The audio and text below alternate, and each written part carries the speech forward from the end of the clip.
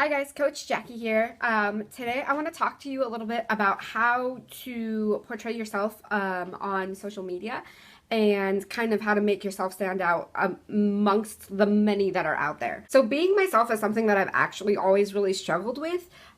It's something that with personal development, it's kind of helped me come to terms with accepting who I am and being me. Like, it's such a weird thing to think of that it's a struggle, but a lot of people do struggle with being them because we're told that like at a young age that being us isn't good enough and that we need to be somebody else and we need to look like them and we need to act like them. And to a degree that's like fine and that's okay, and if that's who you are, that's fine, that's who you are. But how to get you and your story on social media and how to kind of like gain that momentum and get other people to rally behind you is kind of what I want to talk to you about today. So like I said, being myself is something that I've always struggled with. And I've always had these two contradicting ideas. The one is that like I've always wanted to be the quiet, shy, unnoticed girl, somebody who can just like get by in life without standing out in the crowd.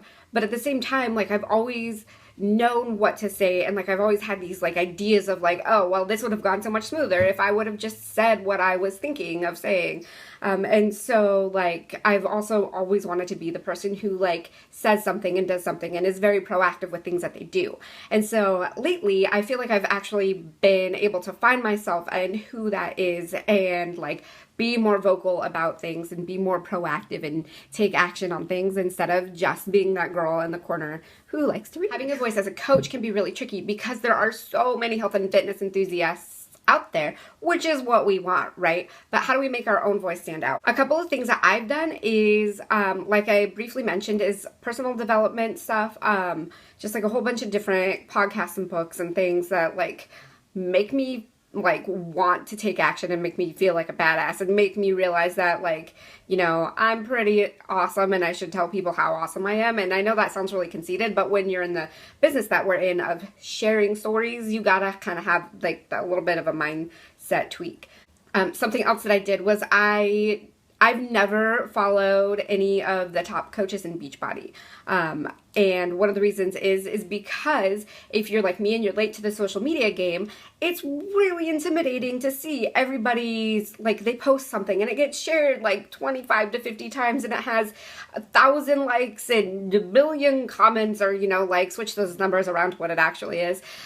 If you're anything like me, when you see all these other successful people, it kind of like shell shocks you and you retreat into yourself and it terrifies you and you're like, they already have all the people following them. How am I supposed to do this? Well, it is possible. One way you can do it is like find not those people. There are so many people that still need our help with health and fitness.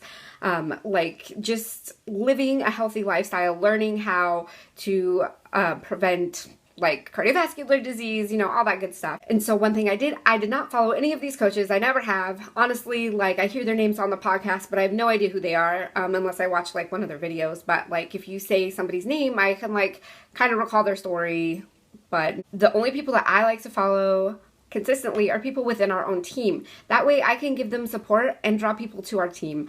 And also, like I know these people on our team and I get to know them through like commenting on their posts and have them commenting back, and we build these relationships. So like the bond of our team and the strength of our team, it actually grows by only following people in our team, especially if you're a new coach. When I started as a coach, I started like most of us do with copy, paste, and tweaking the posts that work and are effective, usually from Christy or from one of the other top leaders on our team. But like I mentioned earlier, I really feel like I've found more of my own voice, and a lot of this comes from like little aha moments. It's not one big thing. It's been like the compound effect of doing stuff consistently for over a year.